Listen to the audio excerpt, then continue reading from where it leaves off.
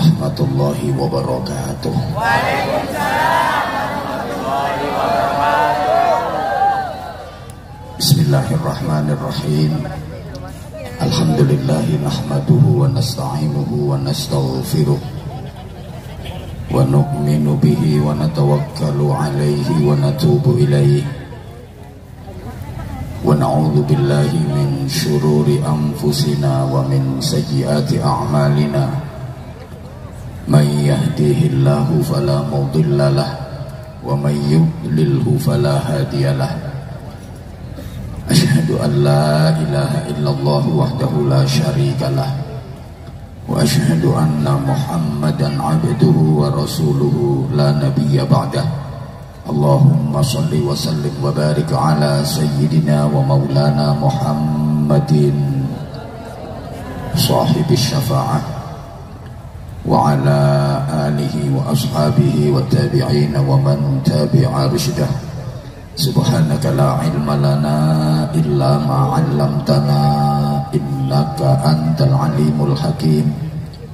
Rabbi shrah li sadri wa yassir li amri wahlul 'uqdatam min lisani yafqahu qawli waj'al li waziran min ahli.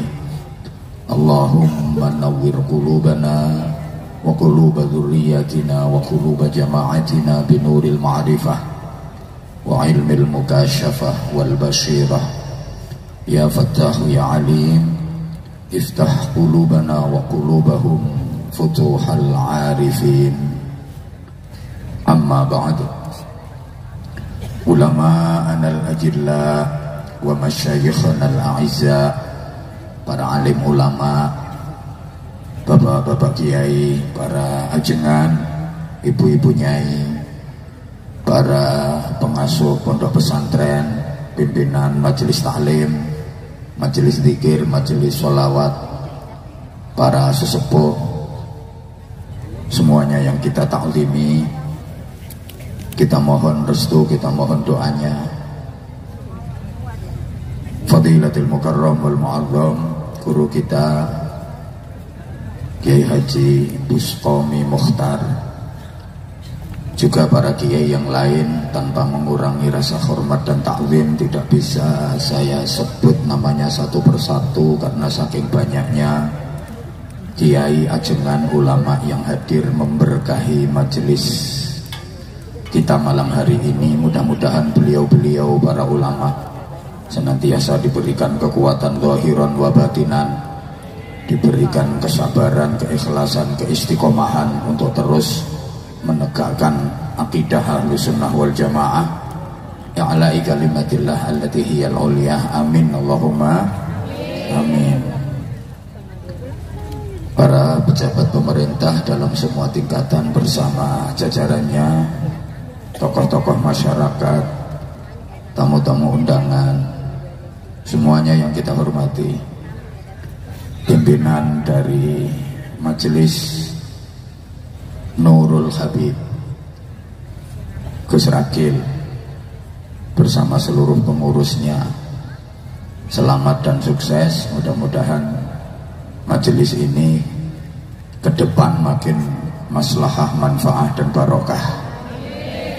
Oleh karena itu mohon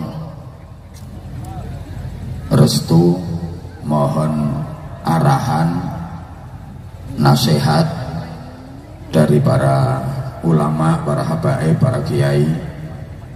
Kemudian mohon dukungan dari seluruh masyarakat yang alhamdulillah malam ini di backup oleh TNI, Polri, sahabat-sahabat Banser, kadang sedulur dari IPSHT, ada santri-santri Pagar Nusa, ada saudara-saudara kita dari Cempaka Putih.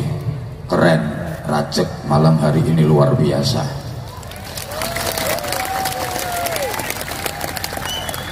Mohon kekompakan ini dipertahankan dan terus ditingkatkan. Sekali lagi mohon dukungan untuk majelis ini, dan terutama sekali kalau para ulama, para kiai, para ajengan, para sesepuh, dimohon restunya, dimohon arahan dan bimbingannya.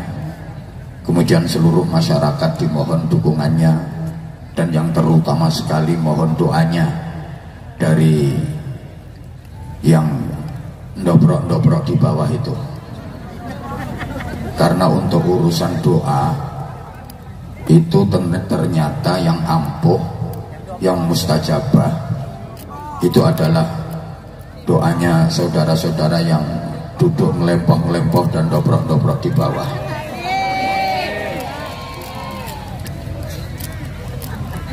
Kenapa yang di bawah doanya kok lebih ampuh? Sebab yang di bawah itu kan lebih miskin.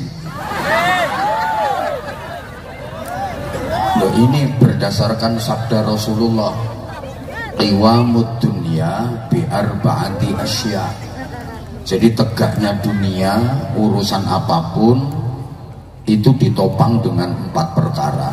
1, bi ilmil ulama. Jadi ulama itu dengan ilmunya beribadah, berjuang melalui jalur intisyarul ilmi. Seperti Kiai Bustami Mukhtar. Ini berjuangnya beliau, jihadnya beliau pakai ilmu. Bapak-bapak yang bisa ngaji silahkan jadi kiai, jadi ustadz, jadi ajengan. Tapi kalau nggak bisa ngaji, tolong jangan jadi kiai. Bingung nih wong.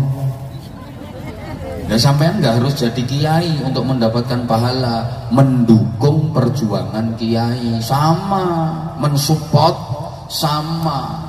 Menjahaza faqad ghaza. Siapa yang memberi bekal orang yang berangkat berperang, maka dia dapat pahala seperti yang berangkat berperang.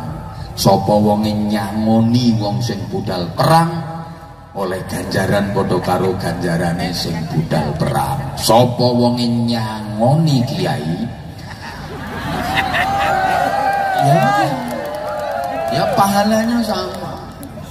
Gitu loh.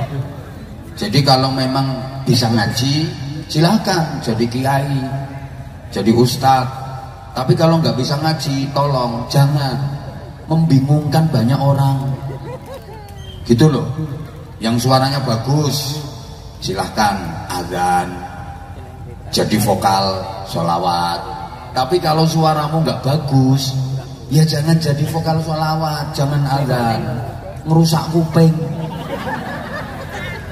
Loh, orang suaranya jelek kok azan, itu hukumnya makruh, ganggu lingkungan.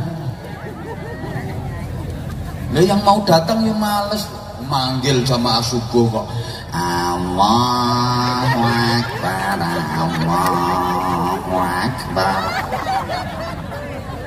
Ya yang bagus, Allahu Akbar, Allahu Akbar.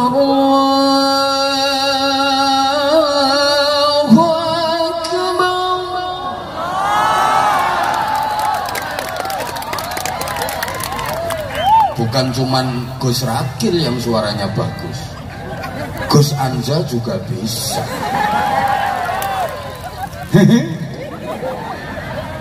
Gitu loh. Nah, kalau dirimu bisa organisasi, silakan berjuang melalui organisasi. Melalui organisasi kemasyarakatan yang manfaat. Silahkan, entah jadi ketua, entah jadi wakil, entah jadi sekretaris, atau jadi anggota. Jangan semuanya pengen jadi kepala. Aku mau gabung tapi harus jadi kepala. Gak mau aku kalau jadi kaki. Uang kok terima nggo sikil-sikilan. Lah dipikir sikile ora penting apa? Ndas iso mlaku iki mergo ono sikile. Gitu loh, coba bayangkan, kepala aja nggak ada tangan, nggak ada kaki. Gelimbang-gelimbung nang dhuwur meja. Itu loh. Ya penting semua, makanya di sini yang hadir semuanya orang-orang penting. Yang di atas panggung semuanya penting. Ini bagian pangestu itu. Ini grup hadroh penting. Sambil nunggu penceramahnya, hadroh main. Nah kalau nggak ada penceramah, kalau nggak ada hadrohnya, nunggu penceramah mau ngapain sampean? Jotos-jotosan. Tukang son penting. Terima kasih tukang son, keren, jasanya luar biasa. Sonnya enak, keren. Nah kalau nggak ada sonnya, saya suruh nyeramai orang selapangan, pedot indil-indil saya. Tukang lampu penting, nggak ada lampunya ya kayak sholawatan di alam kubur. Semuanya penting. Jenengan semua yang hadir di sini orang-orang penting. Saya nggak bisa membayangkan, andaikan tanpa kehadiran Anda semua, saya ceramah di sini seorang diri. Gendeng saya. Semuanya penting. Gitu loh. Yang kedua, bisa khawatil agniya. Biadlil umarok dulu.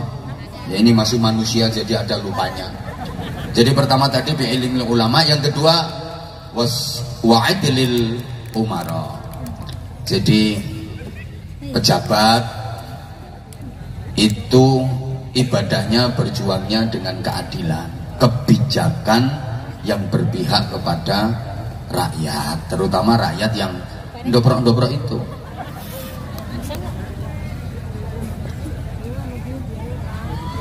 Loh, kebijakan seorang pejabat itu dampaknya luar biasa. Makanya saya itu sempat berpikir begini ya, Nabi kok pernah bersabda, yaumun wahidun min imamin adilin ta'dilu ibadata sittina sanah. Sehari yang dijalani oleh seorang pemimpin yang adil itu nilainya sama dengan ibadah sunnah 60 tahun. Siangnya puasa sunnah 60 tahun, malamnya sholat tahajud qiyamul lail 60 tahun. Itu sehari loh pemimpin yang adil. Lah kalau 5 tahun, Masya Allah. Saya itu sempat berpikir, enak banget ya jadi pemimpin, nyari pahala, nggak ngapa-ngapain, pokoknya adil dalam memimpin. Itu sehari nilainya seperti ibadah sunnah 60 tahun. Lah kalau 5 tahun kepemimpinannya. Terus kemudian saya berpikir, pantesan, karena kebijakan seorang pemimpin itu manfaatnya langsung berdampak kepada masyarakat luas. Allahumma sholli ala Muhammad. Nah, pemimpin itu kalau bikin kebijakan, raskin, bagikan kepada warga miskin, roto sak kecamatan Rajek dapat semua. Tapi kalau kiai, raskin, bagikan, urunan, gitu loh. Loh, pemimpin itu manfaatnya langsung dirasakan oleh umat. Lah kalau kiai ceramah kemana-mana, apa bisa membawa perubahan ke arah yang lebih baik? Belum tentu. Tapi kalau pemimpinnya benar, bisa membawa perubahan ke arah yang lebih baik. Taruhlah dari segi perekonomian, meningkat lebih baik, dirasakan langsung dampaknya. Lah kalau kiai, maaf, ceramah kayak gini, apa bisa membawa perubahan lebih baik? Saya itu semakin laris ceramah saya, yang berubah bukan masyarakat, malah saya sendiri kok yang berubah. Mobilnya tambah.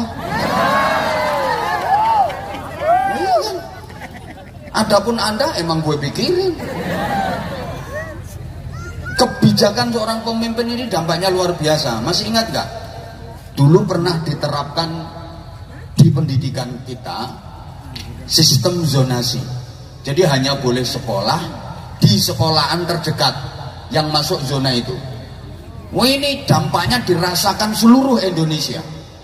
Untung zonasi pendidikan.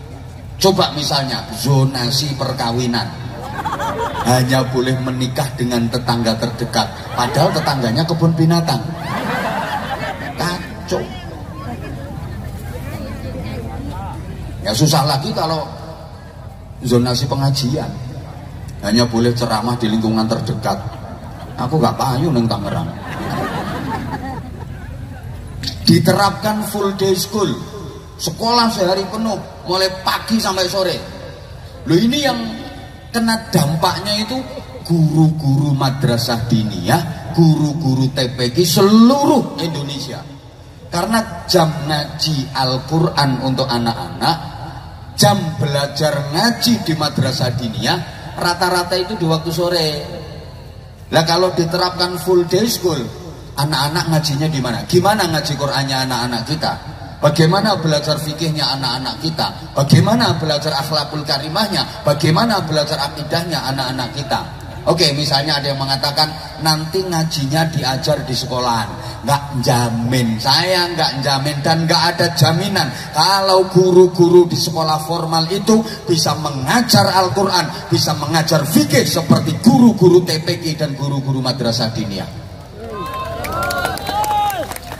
Loh, itu kebijakan pemimpin. Mulanya kalau pemimpin itu berjuang dan ibadahnya pakai kebijakan. 3, wasakhawatil aghnia, kedermawanannya orang-orang kaya. Jadi orang kaya itu ibadahnya berjuangnya pakai dermawan, pakai apa ya bahasa Inggrisnya the loman. Ya pakai duitnya gitu loh. Makanya orang kaya itu wiridannya jangan ya sami'u ya basir, ya sami'u ya basir, ya sami'u ya basir, nggak mandi. Orang kaya itu wiridannya ya semenu ya pasir, ya semenu ya pasir, ya semenu ya pasir, ya koral ya wesi, ya rekening ya transfer. Jangan salah. Nah yang keempat, wa da'watil fuqara, doanya orang-orang miskin. Lo yang mustajabah yang ampuh itu bukan doanya orang kaya, tapi doanya orang miskin. Jeritan hati orang miskin menggetarkan langit, tangisan batin orang-orang miskin mengguncangkan aras. Hidup melarat. Makanya orang-orang kaya itu hati-hati loh sama orang miskin. Jangan pernah zalim sama orang miskin. Kadung didoakan jelek, nyonyor. Loh itu yang doprok-doprok di bawah itu doanya ampuh itu. Loh, saya pernah ditanya, kenapa dalam berdoa kok lebih ampuh yang miskin daripada yang kaya? Ini keadilan Allah. Orang kaya itu kalau doa gak mandi, gak ampuh. Lebih ampuh doanya orang miskin. Kenapa begitu? Jawabannya, orang kaya itu kan pinter nyari duit. Makanya rata-rata duitnya banyak itu orang kaya itu. Emang dia pinter nyari duit. Cuma doanya gak ampuh. Lah kalau orang miskin gak pinter nyari duit, maka rata-rata miskinnya itu awet. Nah itu kayak yang ketawa itu, awet miskinnya. Tapi kalau berdoa ampuh gitu loh. Makanya coba diperhatikan, maaf ya, orang-orang besar, orang-orang sukses itu rata-rata berangkat dari keluarga sederhana. Taruhlah maaf sekali dari keluarga miskin. Tokoh-tokoh hebat itu banyak yang berangkat dari keluarga miskin. Coba aja, nggak usah disebut nama, tahulah. Ulama-ulama kaliber dunia rata-rata berangkatnya dari keluarga sederhana. Imam Ghazali, Imam Syafi'i, Sultanul Aulia Sayyidina Syekh Abdul Qadir Al-Jilani, bahkan Rasulullah Muhammad sallallahu alaihi wasallam. Saya sudah meniteni dan menengeri di sekolah-sekolah itu. Ya rata-rata yang dapat peringkat-peringkat bagus itu anaknya orang miskin loh. Yang masuk kelompok 10 terbaik itu loh. Apa bahasa Inggrisnya? Best 10 apa itu? Oh ya, the best 10 itu. Itu umumnya didominasi oleh anaknya orang yang kurang mampu. Rata-rata anaknya orang kurang mampu, rata-rata begitu. Halo? Ya karena doa orang tuanya mandi itu tadi ampuh. Lah, apa anaknya orang kaya nggak bisa jadi anak baik? Bisa. Anaknya orang kaya yang hebat itu bukan anaknya orang kaya yang dia rajin berdoa. Ada orang kaya yang suka membantu orang miskin, suka menolong orang miskin. Nah orang miskin yang dibantu, yang ditolong itu kan seneng, akhirnya berdoa. Nah orang kaya itu dapat sababan doanya orang melarat-melarat itu. Gak ngandel ya wes.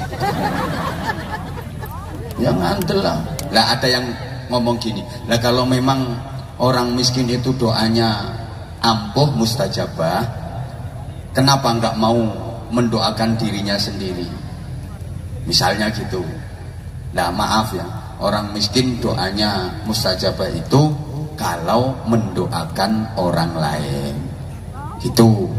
Ya mendoakan diri sendiri ya biasa. Jadi karenanya mohon doanya, mudah-mudahan majelis Nurul apa? Nah, Nurul Habib ini bisa istiqomah, bisa lebih syiar. Penjenengan yang ikut hadir di majelis ini insya Allah termasuk orang-orang yang beruntung, termasuk orang-orang yang dipilih oleh Allah, dihadirkan di majelis yang paling dicintai oleh Allah, majelis yang paling dicintai oleh Rasulullah Shallallahu Alaihi Wasallam.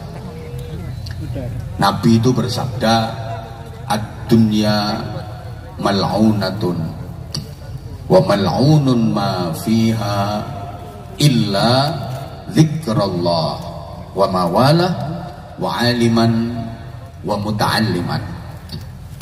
Dunia ini dilaknati Allah. Dilaknat itu artinya mab'udun an rahmatillah, dijauhkan dari rahmat kasih sayang Allah.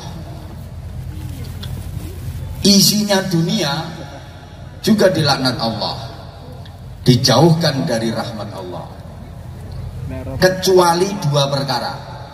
Ya dua ini yang tidak dilaknat sama Allah, berarti dua ini yang disenangi Allah, dua ini yang dicintai Allah. Apa? Satu, zikrullah, berzikir kepada Allah. Apa saja yang ada hubungannya dengan zikir, ya waktu, tenaga, pikiran, harta benda yang ada kaitannya dengan zikir, ini yang disenangi Allah, yang dicintai Allah. Termasuk malam ini yang terlaksana ini. Dua, aliman wa muta'alliman. Aliman itu orang yang bisa ngaji. Muta'alliman meskipun belum bisa ngaji tapi mau ngaji. Ya ini malam ini kan panjenengan berada di majelis zikir, berada di majelis ilmu. Tadi guru-guru kita yang luar biasa sudah memberikan mauidhah, sudah memberikan tausiah luar biasa. Mudah-mudahan menjadi ilmu yang manfaat dan barokah. Nah, saya koret-koretan hanya bagian menghibur saja, nyenengne sampean supaya lebih semangat lagi dalam berzikir, lebih semangat lagi dalam bersolawat, lebih semangat lagi dalam bermajelis ke depan. Ini kan harapan kita ke depan, majelis ini terus eksis, terus istiqomah. Nggih? Nggih? Ini majelis penuh rahmat Allah. Siapapun yang hadir di majelis ini pasti dicintai Allah, pasti disayangi Allah. Ini majelis penuh maghfirah. Yang hadir di majelis ini dosa-dosanya diampuni semua, bahkan sebelum beranjak dari tempat ini semua dosa-dosanya sudah diampuni oleh Allah. Allah sendiri kok yang janji. Siapapun yang hadir di majelis zikir, hadir di majelis ilmu, akan diampuni dosa-dosanya sebelum dia meninggalkan majelisnya. Bahkan majelis seperti ini oleh Rasulullah disebut sebagai taman surga. Udah, biar nggak terlalu panjang waktunya, saya nggak usah bacakan dalilnya. Dalilnya tadi udah beliau-beliau guru-guru kita yang sudah menyampaikan tausiah dan mauidhah tadi. Saya nggak hafal dalil, jadi langsung tak kasih pengertian gitu aja, nggih. Cek kersane apa kersane biar waktunya itu cepat. Ini majelis oleh Rasulullah disebut sebagai taman surga. Taman, jangan berpikir masa taman surga kok gerogalan tok kayak gini. Kenapa dinamakan taman surga? Ya di majelis ini hati kita digerakkan untuk lebih dekat kepada Allah. hati kita digerakkan untuk lebih mencintai Rasulullah Shallallahu Alaihi Wasallam. Kemudian majelis ini kan kumpulan orang-orang baik. Nah, kalau kita berkumpul dengan orang baik, setidaknya kita akan mendapatkan percikan kebaikannya. Kita akan ketularan kebaikannya. Allahumma sholli ala Muhammad. Gini gambarannya, khusus ibu-ibu dulu. Ibu-ibu, kalau ibu pengen tampak langsing, kan ini kelihatannya pada gembrot-gembrot ini. Ibu kalau pengen kelihatan langsing, ibu nggak perlu diet yang menyakitkan itu, Bu. Minum obat mahal-mahal, apalagi tubuhnya dipeletot-peletot menyakitkan. Nggak perlu. Ada cara diet yang paling praktis. Ibu langsung kelihatan langsing. Caranya bagaimana? Cukup ibu duduk bersebelahan dengan orang yang lebih berbobot. Ibu akan kelihatan langsing. Artinya begini, untuk menjadi baik, kita nggak perlu menjelek-jelekan orang lain. Gitu loh. Berbuatlah lebih baik. Secara otomatis kita akan menjadi baik. Understand? Nggak perlu menjelek-jelekan orang lain. Cukup lakukan yang terbaik yang bisa kita lakukan. Udah gini aja. Ini bicara soal ketularan jadi baik. Gini, mas-mas, kalau Anda pengen baunya harum, kan nggak harus beli parfum yang branded, yang merek Eropa, yang mahal-mahal. Wong potonganmu nggak gablek duit gitu. Nggak harus. Ada cara praktis kok. Cari penjual parfum, udah deketin di situ. Nah, nanti paling tidak sampean akan disemproti apa diolesi gitu loh. Atau misalnya ibu lagi ke pasar pengen jeruk tapi nggak punya duit, mau beli nggak bisa, nggak punya duit, udah berdiri aja di samping penjual bakul jeruk itu. Nanti lama-lama bakulnya kan kasihan, wajahmu wajah melas. Ambil satu til disigar, kasihkan jenengan. Gitu loh, Bu. Atau mas-mas siang-siang panas pengen minum es, mau beli nggak punya duit. Caranya ya deketin penjual es, udah berdiri di situ aja. Nanti lama-lama ada orang beli, diminum kok nggak habis. Maksud saya begini ya, maaf. Kalau kita itu nggak bisa ngaji, saya dengan jenengan itu sama kok. Kalau kita ini nggak bisa ngaji, nggak paham Al-Quran, nggak paham hadis, nggak ngerti judulnya kitab, apalagi takbir-takbir di dalam kitab yang jelimet-jelimet, yang ruwet-ruwet, kita nggak ngerti. Tapi kita pengen dapat ilmu, caranya gimana? Ya mendekat ke majelis-majelis taklim semacam ini. Nanti perlahan-lahan, dikit-dikit pasti akan dapat tambahan ilmu. Nah, kayak jenengan diajak ngaji, diajak sholawatan, tadi dijelaskan bagaimana karakternya Rasulullah dalam memberikan uswah, dalam memberikan keteladanan. Nanti hati kita akan tergerak untuk bisa mencontoh dan meneladani Nabi Muhammad Sallallahu Alaihi Wasallam. Nah, kalau kita sudah berusaha maksimal untuk mencontoh, meneladani Nabi Muhammad Sallallahu Alaihi Wasallam, kita akan mendapatkan karunia paling tidak dua perkara. Satu, mendapatkan anugerah cintanya Allah. Dua, mendapatkan anugerah ampunannya Allah. Allahumma sholli ala Muhammad.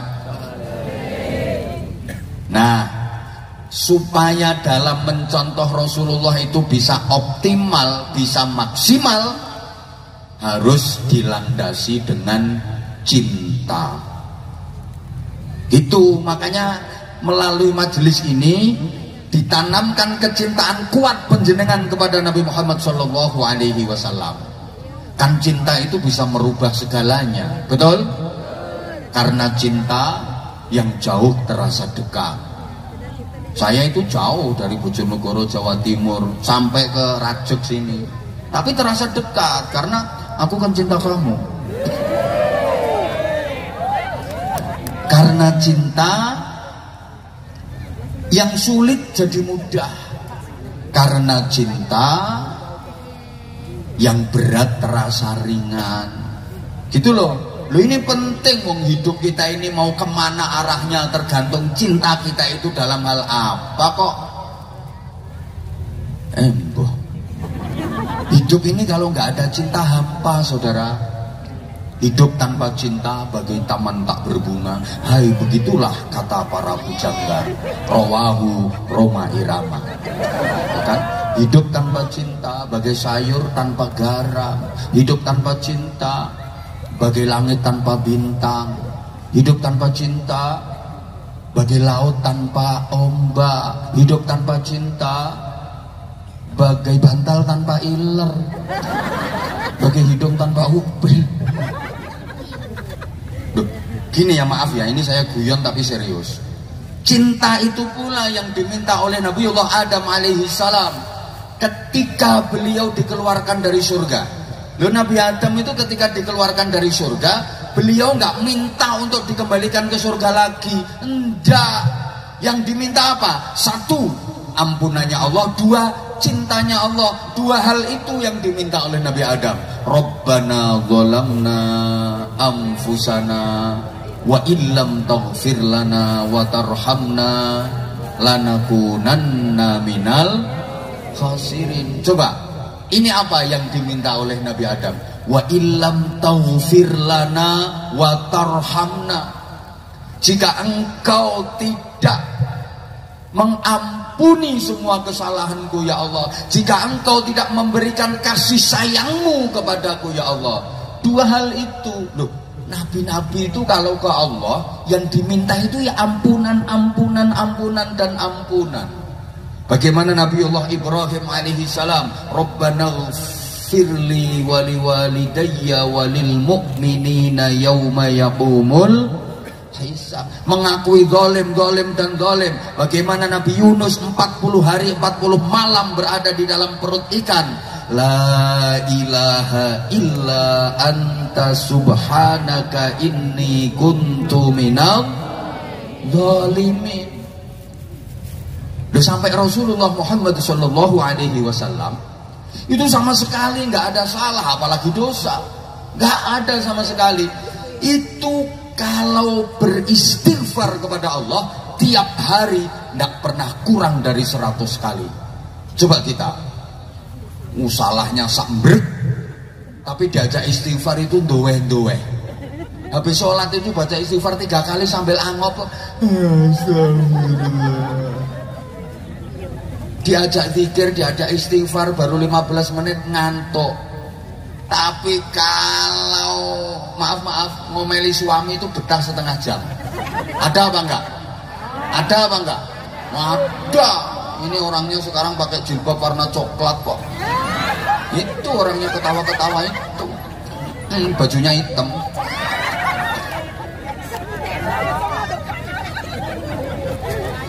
Diteruskan sama Abu Nuwas itu menjadi munajat cinta yang sangat indah. Itu syair i'tiraf itu loh. Wah, itu munajat cintanya Abu Nuwas yang luar biasa. Coba ayo bareng dibaca biar nggak saya tok yang ngoceh. Ilahi lastu lil firdausi ahla itu. Ayo yang ikut baca, mudah-mudahan barokah. Mudah-mudahan lancar usahanya. Gampang ibadahnya. Gampang amal solehnya. Gampang nyari pahalanya. Gampang nyari utangannya. Kok mau wong itu ya penting kok. Ayo bareng-bareng ya coba tabarukan. I'tiraf. Ini kan munajat cinta yang luar biasa. Ilahi lastu lil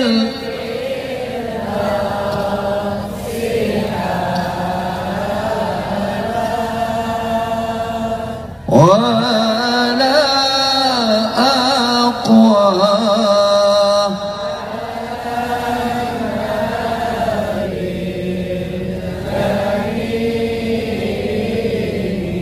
Dah cukup dulu. Ya Allah Tuhanku, orang macam aku ini sungguh gak layak menjadi penghuni surga. Apa yang mau aku andalkan? Coba kita pikir. Nabi Adam yang sudah tinggal di surga bertahun-tahun udah menjadi penduduk surga, cuma gara-gara kesalahan sekali aja dikeluarkan dari surga. Nah kita pojokannya surga aja belum pernah tahu, kesalahannya sambrek. Nggak layak aku menjadi penghuni surga. Amal apa yang akan aku andalkan? Maaf, sholat 5 waktu itu kadang bolong-bolong. Ada? Ya itu orangnya jawab sendiri itu. Sholat sunnah enggak pernah, rawatib qobliyah ba'diyah enggak, sholat duha juga enggak, awwabin enggak, apalagi qiyamul lail, sholat hajat, sholat tahajud enggak. Padahal tiap malam mesti bangun tapi enggak sholat. Ngapain? Piece of the chur and the piece of the yes. Coba, kalaupun sholat 5 waktunya lengkap, maaf, ndak khudu, ndak khudur, ndak khusyuk, ndak mutu, ndak kualitas. Gaya ini melafatkan niat usolli, usolli, sol, usol. Ih, takbiratul ihram itu sendakep nganti melungker kayak Allah. Coba kalau udah kabiro walhamdulillahi katsir. Udahlah kita itu sholatnya 99% ngelamun. Betul? Yang ceramah sama, malah lebih parah. Gitu loh. Masa yang kayak gitu bisa diandalkan untuk masuk surga? Puasa ya cuman Ramadan doang.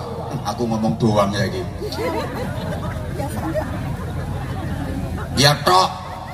Puasa cuman Ramadan tok. Maaf. Halo?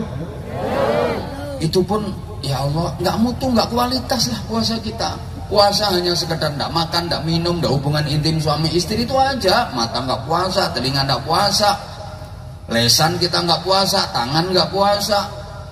Puasa kalau cuma nggak makan, nggak minum, nggak hubungan intim suami istri, maaf, kambing juga bisa. Wedhus ya iso poso. Coba nyari kambing itu, masukin kandang, udah seharian. Mulai fajar sampai maghrib jangan kasih makan, jangan kasih minum, jangan dicampur jantan sama betina. Puasa itu kambing. Nah puasa kalau cuman kayak gitu, maaf, puasa sunnah juga jarang banget.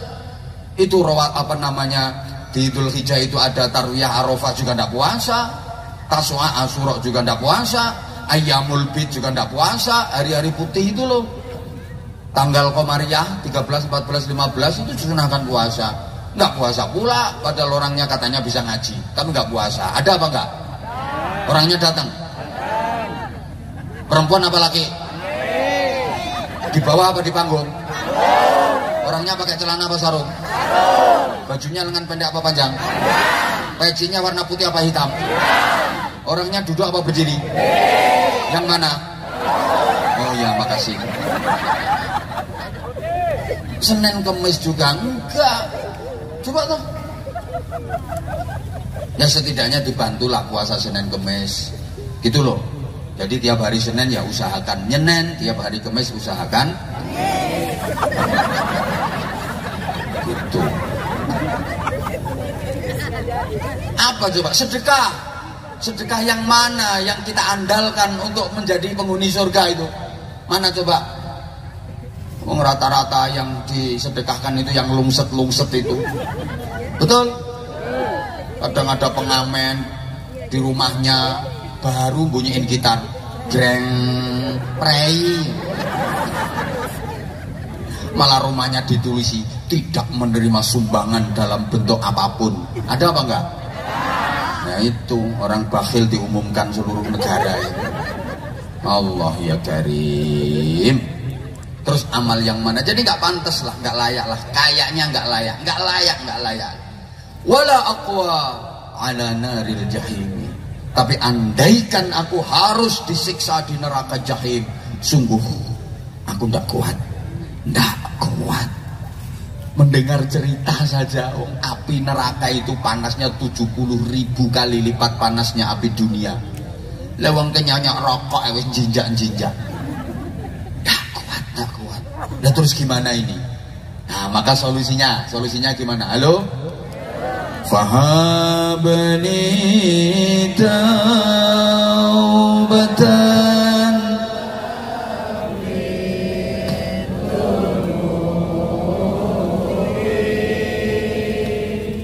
fa innaka ghafirul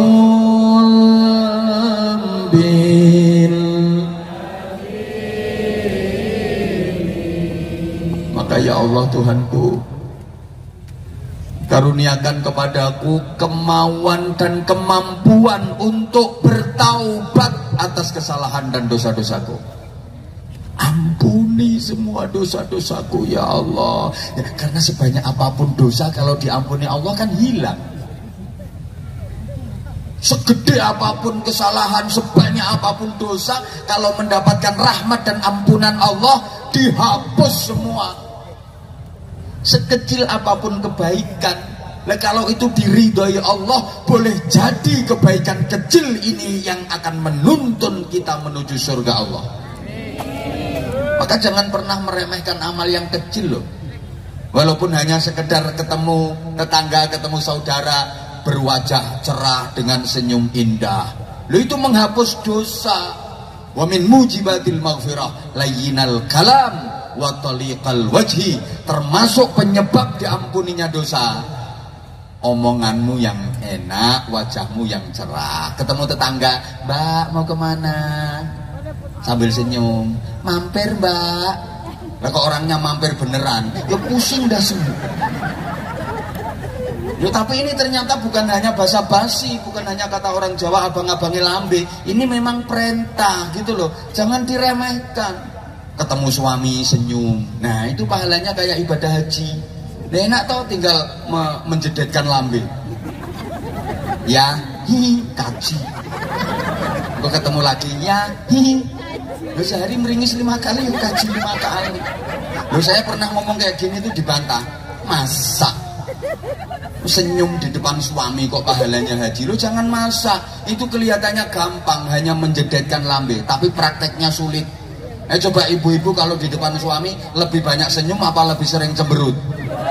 Loh kan, ya senyum kalau dikasih duit. Indah kalau nggak dikasih duit ya bibirnya maju panjang 2,5 meter. Gitu loh, jangan diremehkan loh amal kecil. Masuk masjid udah nggak ada orang, ini kipas angin kok wuk semua, matiin. Ini mubazir ini, setrum bayar. Kolah wudhu udah nggak ada orang kok, kerannya grojok amber set, matiin, mubazir. Masuk toilet kok ada peninggalan orang lain, mundung siram, nanti dipakai orang enak malah ditambahi. Jangan diremehkan.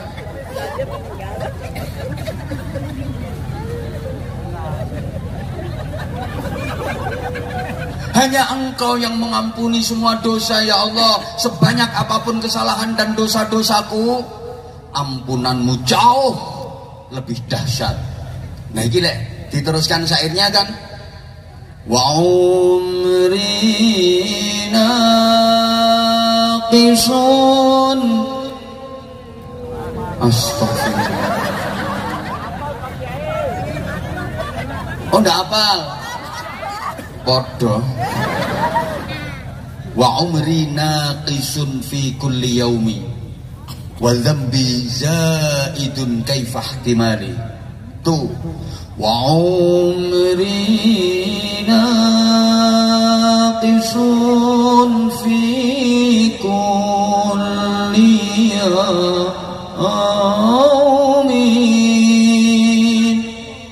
wa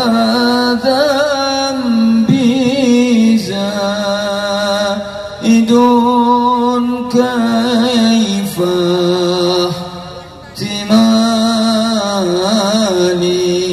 Wa umri naqisun fi kulli yaumin, umurku berkurang setiap hari. Usia bertambah itu hakikatnya umur berkurang, berarti jarak dengan kematian semakin dekat. Udah banyak peringatan dari Allah, tapi kitanya nggak nyadar karena kita itu seringkali gendablek. Dulu tenaganya kuat, sekarang jadi lemah. Itu kan peringatan dari Allah. Halo? Penglihatan dulu tajam, sekarang udah mulai gembelawur. Itu juga peringatan dari Allah. rambutmu dulu hitam sekarang putih, berarti kamu harus segera meninggalkan dunia hitam menuju dunia putih. Kulitmu dulu kenceng sekarang jadi keriput kisut. Itu kan peringatan dari Allah, semuanya peringatan. Tapi manusia itu ngeyel. Gigimu udah keropos, gak mau ngaku kalau tua. Malah lek wong Jawa ngomongnya aku yang aslinya masih muda, cuma kalah di gigi. Lu gigimu lo diadu sama siapa kok kalah? Itu tandanya udah tua. Gitu loh, maunya itu enggak apa ya? Mau tua gitu loh orang itu. Rambut putih disemir, dikira kalau udah disemir hitam terus jadi muda lagi. Ya ndak, tuwek ya tuwek. Gitu loh, aneh-aneh kok. Untu dipageri. Ya yang mau nyolong untumu ya siapa? Itu lambe disontek domble. Astagfirullah. Ini dodo disontek silikon mentek-mentek. Ya bisa mentek-mentek, tapi begitu 6 bulan buatnya habis ya anjlok. Dipakein biaya paling mahal ya brosot. Itu kan peringatan toh. Kalau maaf orang itu kalau sudah berumur, fisik dan tenaga sudah udur, uban di kepala sudah bertabur, kulit-kulit sudah pada kendur, penglihatan mata sudah kabur, gigi satu persatu mulai gugur, makanannya tinggal jenang sama bubur, kerjaannya di atas tempat tidur, telentang di atas kasur, kalau tidur ngoroknya senggor dan berkali-kali ngelindur, hobinya cuma kukur, berarti itu udah deket alam, bukan?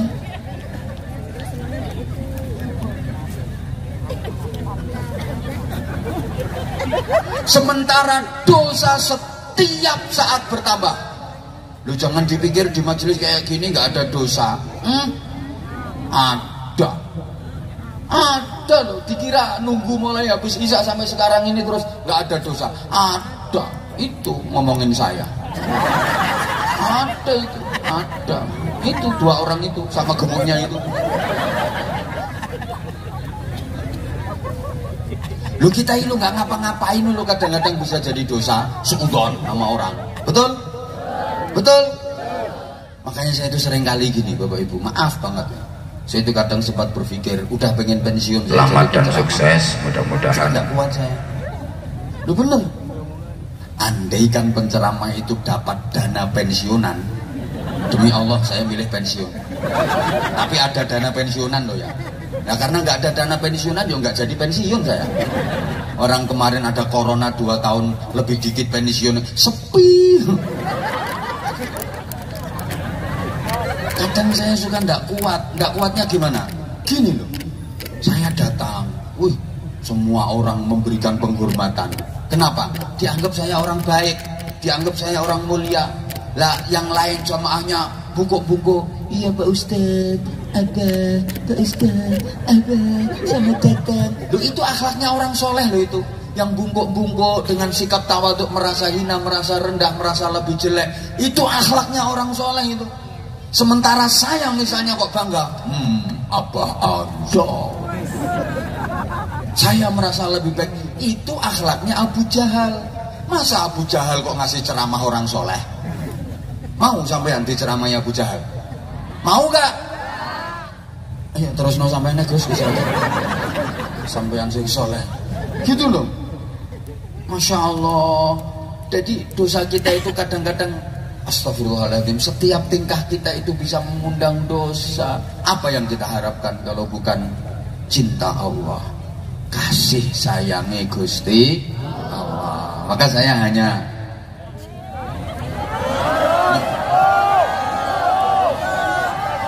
sebentar. Situ yang mau minta lanjut itu nyumbangnya berapa? Mau ngatur penceramah. Pokoknya kalau ikut bermajelis, ya, love you. Pokoknya kalau bermajelis kayak gini, terus semangat ya. Ini jangan dianggap sepele. Majelis kayak gini bukan hanya pertemuan badan ketemu badan, jasad ketemu jasad, orang ketemu orang, bukan. Jadi ini pertemuan roh ketemu roh, jiwa ketemu jiwa, sukma ketemu sukma. Ini bukan hanya sekedar Rondiah ketemu sama Romelah, bukan hanya sekedar Sulastri ketemu Sumiati yang biasa tak pakai wiridan Sulastri Sumiati Supiya, bukan. Ini bukan hanya pertemuan antar jasad, tapi pertemuan antar roh, pertemuan antar jiwa. Makanya Rasulullah menyebutnya sebagai taman surga. Ini indahnya luar biasa, dan ini adanya hanya di Indonesia. Loh, di luar negeri mana ada majelis-majelis kayak gini? Cobalah sampeyan sekali-kali jalan-jalan ke luar negeri, nyari malam-malam kalau ada majelis kayak gini. Ayo mulai timur tengah sampai tengahnya timur, cari kalau ada selain di Indonesia. Loh, kalaupun ada beberapa negara tetangga itu nyontoh Indonesia itu. Loh, beneran. Coba cari ke negara manapun, nyari majelis-majelis bisa sebebas. Lah kalau dirajak mau sampai subuh kamu bebas bikin majelis kayak gini. Betul? Loh, ndak ada seindah Indonesia. Ya ini padahal bukan hanya dirajak, malam ini saja ribuan tempat di Indonesia itu bikin majelis taman surga seindah ini. Tapi ono sing gak kerasan ini taman surga. Ini ribuan tempat malam ini di Indonesia. Makanya orang ulama-ulama luar itu kalau datang ke Indonesia itu seneng-seneng, kerasan-kerasan mereka. Kenapa? Mendapatkan keindahan. Lu ini mulai dari pelosok kampung sampai naik gunung sampai turun jurang, majelis-majelis terus isinya. Indah. Ini kalau digambarkan seperti bintang gemintang yang mengitari rembulan. Siapa rembulannya? Baginda Rasulullah Muhammad Sallallahu Alaihi Wasallam.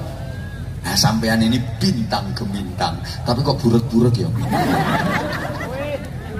Loh, media dunia menyorotmu kelihatan buret, tapi dirimu disorot media akhirat, cemerlang cahayamu. Sampean gak ngerti sholawati lek sampean waca lep tembus ares. Ngono ki yo padha gak ngertine, tapi kan ana keterangane ngono lho. Halo? Halo? Gini terus bermajelis kayak gini. Ini saya sering gambarkan seperti pepohonan yang rindang. Loh, kampung manapun kalau banyak pepohonan yang rindang itu hawanya sejuk. Kalau hawanya sejuk, pikiran dan hati masyarakat dingin, guyup rukun masyarakatnya itu. Maka kampung manapun itu kalau banyak majelis-majelis semacam ini, majelis sholawat, majelis dzikir, majelis ilmu, sejuk. Masyarakat itu damai, guyup rukun, hidupnya penuh barokah. Tapi kalau pepohonan itu dibabati semua, orang nggak ada majelis-majelis model kayak gini. Itu kan pepohonan-pepohonan itu ditebangi, dibabati. Lah pohon-pohon dibabat, ditebangi, ya kampung itu jadi entak-entak. Aku nyari bahasa Indonesianya susah, entak-entak itu. Apa ya bahasa Indonesianya? Hah? Gersang. Nah, ya wes iku, gersang. Nah, ya gersang, hawanya kan panas. Lah kalau hawanya panas, pikiran dan hati masyarakat juga mudah panas. Ada masalah dikit aja ribut. Masa ada bantuan bansos ribut, ada BLT ribut. Sini juga begitu. Enggak lah, enggak, malah lebih parah. Enggak lah, sini banyak majelis-majelis macam ini. Saya yakin damai, saya yakin barokah. Lingkungan sini, warga sini semuanya yakin damai barokah, gitu loh. Pokoknya selama majelis-majelis macam ini masih terus dipertahankan. Ya tadi loh, kalau banyak pepohonan yang rindang, burung-burung akan berterbangan, burung berdatangan, hinggap di pohon itu. Ngapain? Ya, nah, baterainya hampir habis, berarti tinggal 5 menit. Burung-burung pada berterbangan datang dan hinggap di pepohonan itu. berkicau dan bersenandung tentang cinta dan kerinduan. Loh, ngono loh. Makanya ini yang datang, wah ini burung-burung dari mana-mana ini. Orang-orang solih solihah, orang-orang baik yang jiwanya digambarkan seperti burung. Hingga di pepohonan rindang majelis mulia malam hari ini, di sini panjenengan bersenandung tentang cinta Allah, berkidung tentang rindu Rasulullah Shallallahu Alaihi Wasallam. Gitu loh. Loh ini bukan hanya dari kecamatan Rajek kok yang terbang ke sini. Banyak dari kecamatan lain, betul? Ya karena di sini ada pohon rindang, pengen hinggap di sini cari kedamaian. Bahkan dari kabupaten lain terbang datang ke sini untuk mendapatkan kedamaian. Di sini ada pohon yang rindang. Saya jauh dari Bojonegoro, Jawa Timur, terbang dan hinggap ke sini karena saya ke sini dalam rangka mencari. Gue gak ngerti karepku ya di sini. Mencari kedamaian. Astagfirullahaladzim. Mencari barokah. Itu duit kan. Yang mahal nilainya itu persaudaraan. Gitu loh. Konco karo duit itu jelas milih. Konco karo duit luwih penting. Coba ya tak jelasin ya. Duitmu banyak banget tapi nggak punya temen, nggak punya siapa-siapa, hidupmu sendirian. Mau dipakai apa duitnya? Ya guru ki awakmu. Mau hidupmu sendiri di tengah oro-oro sana jadi ketua suku belekok kamu. Percuma duit banyak, nggak ada temen. Lah meskipun dirimu nggak punya duit tapi temen banyak, enak. Ada kerepotan, banyak yang bantu. Ada kesusahan, banyak yang nolong, temennya banyak. Gini apa nggih? Iya apa ya? Nah makanya konco karo duit kuwi ternyata luweh penting. Tadi kok udah bilang iya kok tadi. Nah yang ngomong G tadi siapa? Coba dengerin lagi tak jelasin. Pikir toh pikir. Pikir sing jernih. Duitmu banyak banget, udah triliunan wes, triliunan. Tapi dirimu nggak ada temen, ayo hidup sendirian. Mau ngapain? Pakai apa duitmu? Percuma, betul? Nah, meskipun nggak punya duit, tapi temennya banyak. Wah susah kayak apa? Gampang, banyak yang nolong. Ribet kayak apa? Enteng, banyak yang bantu, betul? Makanya temen sama duit itu lebih penting. Kita terus-terus no kata tegan. Astagfirullahaladzim. Yang mahal itu nilai persaudaraan. Loh, ini yang datang ini orang-orang solih-solihah yang jiwanya digambarkan seperti burung. Kok digambarkan seperti burung? Di mana tempat? Burung itu nggak ada yang bertengkar, damai. Beda kalau nggak ada pepohonan, karena dibabat, ditebangi, gersang yang tumbuh ilalang. Nggak ada burung berkicau dan bersenandung di ilalang itu nggak ada. Yang datang binatang-binatang melata, bangsane luwak, terus garangan, terus macan rembah, terus apa maneh kaya ulo, terus biawak, boyo. Lah kuwi kok nek pethuk isine mung kerang cakar-cakaran kae. Lah di semak belukar, di ilalang nggak ada burung berkicau bersenandung di situ. Yang ada apa? Binatang melata. Kalau ketemu mesti berantem. Kalau ketemu cakar-cakaran. Gitu loh. Desa kok nggak ada majelis sholawat, nggak ada majelis ilmu, nggak ada majelis zikir. Masyarakatnya suka ribut, mesti ada masalah dikit berantem. Mesti gitu. Jiwanya masyarakat ya seperti binatang-binatang melata itu panas. Beda dengan kalau banyak majelis-majelis semacam ini. Pohonnya rindang-rindang, burung-burung berdatangan, hinggap di situ cari kedamaian. Ini yang hadir orang-orang baik, orang-orang solih-solihah yang jiwanya digambarkan seperti burung. Gak ada burung bertengkar. Ono manuk tukaran, manuk kerah ono. Kok iso ono manuk ibu jumuwi sing kerah. Burung apa? Oh, burung itu tempatnya di Cakrawala kok. Cakrawala tuh luas tak bertepi, terlalu naif untuk dijadikan medan pertengkaran. Ngapain aku harus berantem? Ngapain aku harus bertengkar? Cakrawala ini luas, bro. Ngapain berantem? Ngapain bertengkar? Kalau aku nggak diterima hinggap di pohon itu, ya aku terbang nyari pohon yang lain, aku akan hinggap di sana. Di sana aku nggak diterima, aku terbang lagi nyari pondok ya pohon yang lain, aku akan hinggap di situ. Di situ nggak diterima, aku terbang hinggap di pohon lain. Yang penting damai dan aku tidak menyakiti saudaraku. Loh, paham bora dia ngomongin ini. Tak ewangi pertentangan kok kono duwe. Loh, burung itu simbol kasih sayang gitu loh. Makanya itu anak-anak muda kalau mau nikah itu di undangannya umumnya digambari burung, cucuk-cucukan, simbol cinta dan kasih sayang. Kecuali ini nanti kalau jadi manten ini nikahan ini sampul undangannya digambari garangan ini nanti. Semuanya gambar burung karena itu simbol cinta dan kasih sayang. Loh, ini majelis kayak gini jangan dianggap remeh, jangan dianggap sepele. Allahumma sholli ala Muhammad. Masih kuat? Saya itu mau ceramah sebentar sebenarnya, tapi saya malu. Ngapain jauh-jauh dari sana nyampe sini kok cuma cerit 15 menit. Pasti nanti pulang yus diomong wong sak rajek. Dia undang ngoyong-ngoyong, ngaji kaya pitik nelek ceret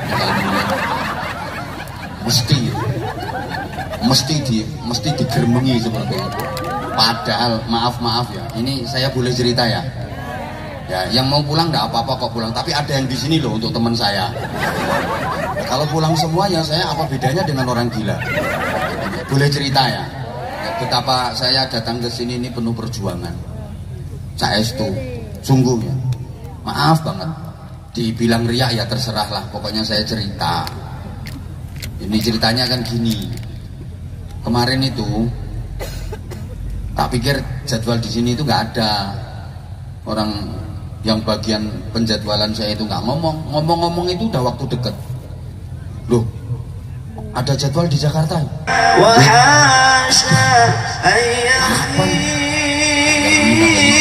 Itu kan kita udah persiapan mau berangkat haji, antisipasi. Nanti kalau sewaktu-waktu berangkat gimana? Udah kayak gitu.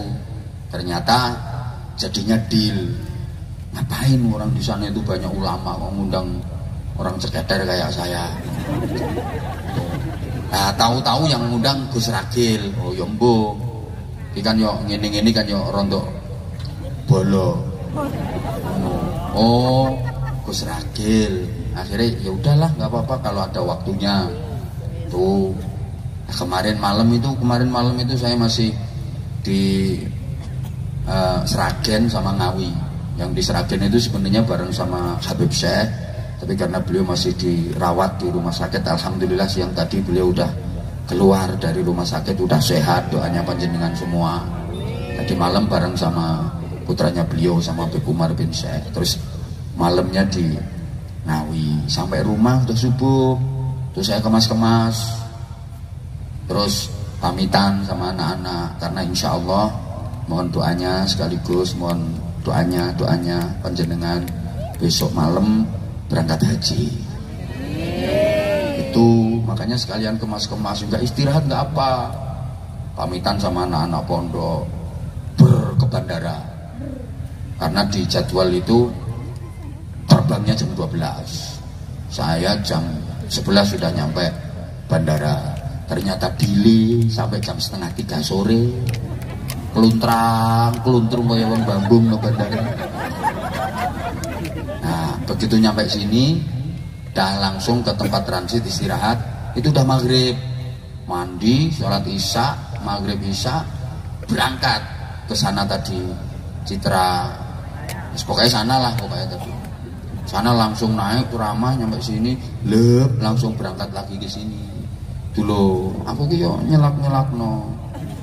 Dan sekalian saya habis ini nggak pulang, langsung nunggu di sini. Tuh.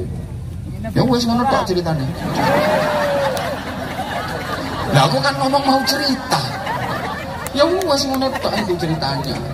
Nah, ini kan jadwal nyelak-nyelak gitu loh. Dan alhamdulillah saya malah bersyukur ketika tadi saya datang tadi loh yang tadi yang terakhir itu loh. Itu aku itu tadi. Yang terakhir tadi. Menurut rumah samu pencuri. Nah, alhamdulillah saya lihat Gus Ragil. Wah, ini jamaahnya wah alhamdulillah bubar. Tak pikir kasih tau ceramah aku. Kan banyak yang pulang tadi. Banyak yang pulang. Aku datang tadi loh. Loh kok udah pada pulang apa udah bubar apa gimana? Nah, ternyata kok alhamdulillah masih ada yang ngaji. Berarti terus kesimpulanku ini nanti yang nunggu sampai acara selesai itulah yang paling gampang menuju surganya. Karena itu yang ikhlas itu. Gitu tak pikir oh berarti yang niat ngaji sampai selesai ya itu orangnya ya tinggal segini ini. Yang tadi tuh pokoknya niatnya golek rame-rame. Sing penting iso gawe status hadir di tablet akbar. Pulang statusnya wis dadi. Nah ini yang niatnya bener ya ini yang doprok-doprok ini yang tak sebut doanya mandi tadi. Tapi itu nggak termasuk. Kan aku sini.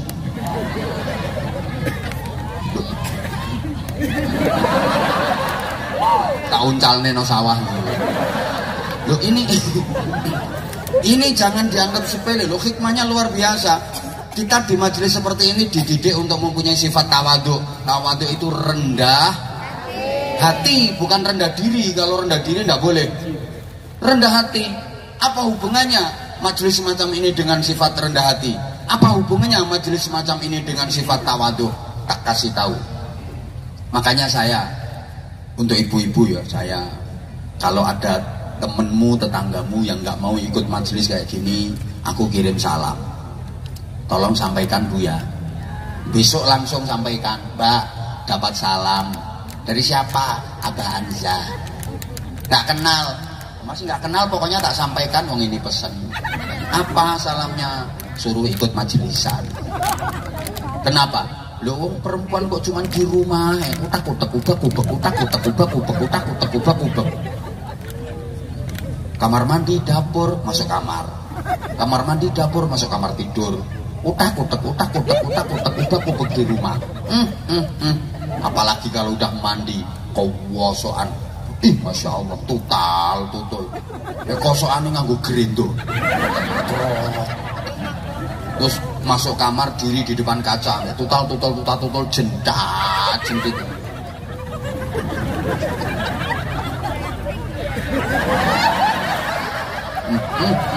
Lambene.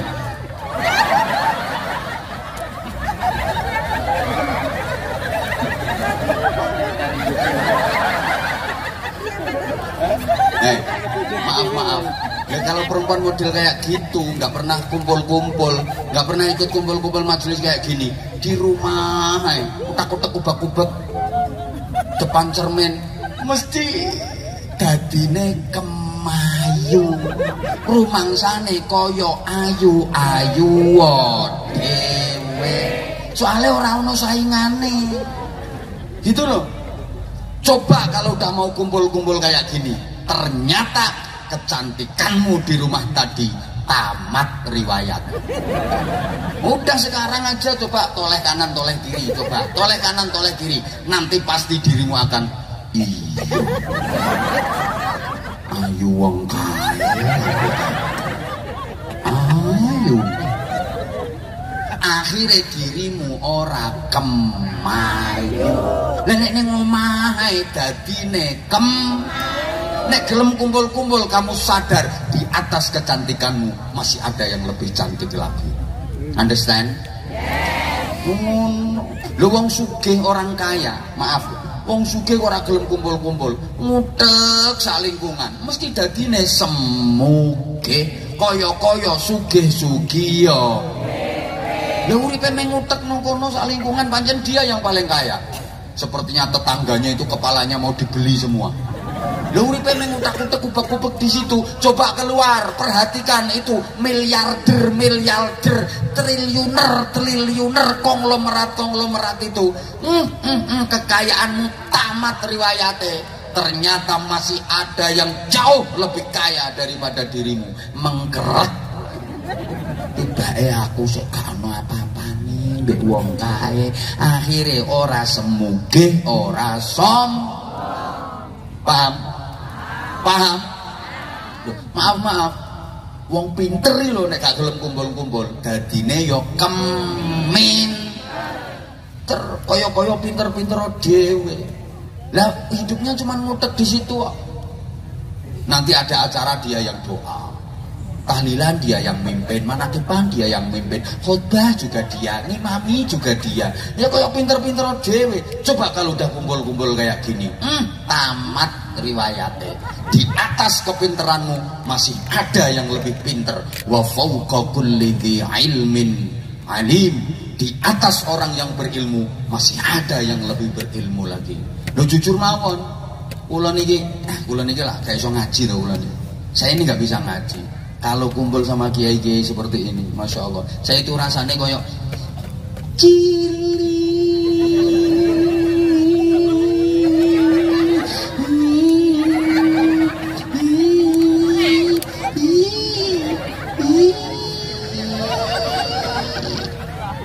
asli bu, ngapunten, maaf, saya itu merasa bodoh banget sebagai nek coro Jawa Timuran.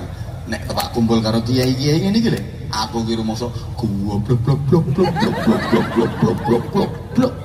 Demi Allah. Oke. Nek wis kumpul sama orang-orang alim itu rasanya iya.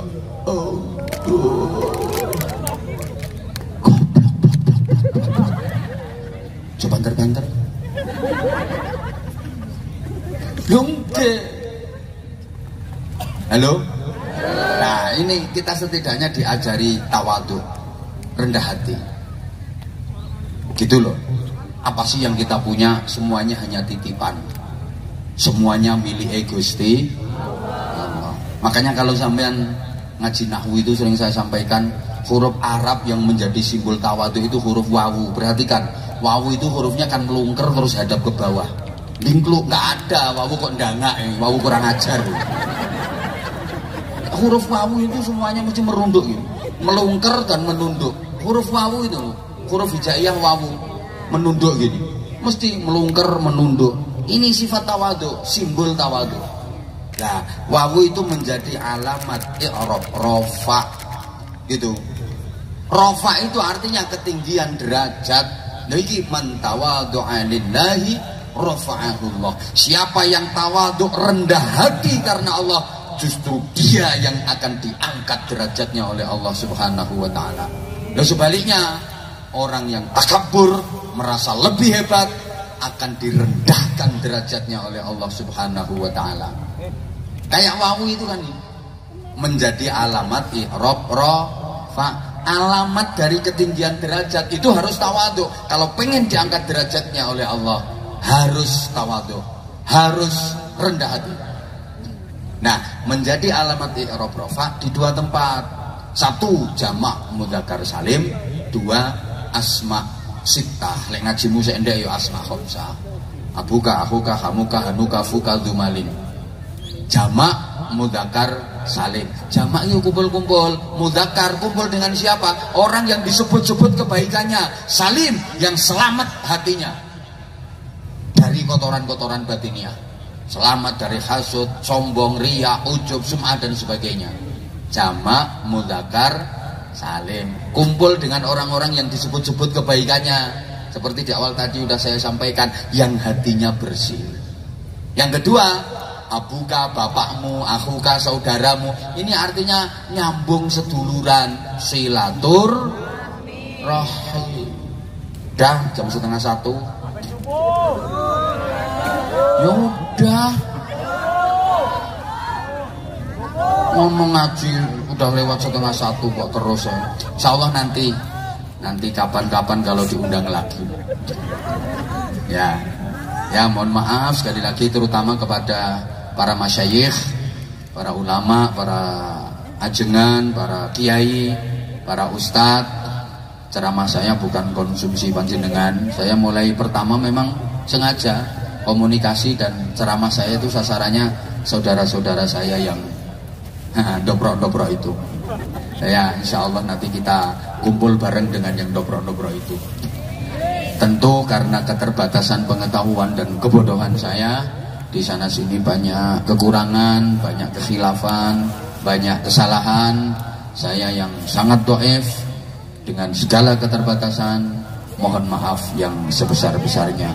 Subhanakallahumma wa bihamdik, asyhadu an la ilaha illa anta, astaghfiruka wa atubu ilaik. Wafaqanallahu wa iyyakum lima yuhibbu wa yarda. Wassalamualaikum warahmatullahi wabarakatuh.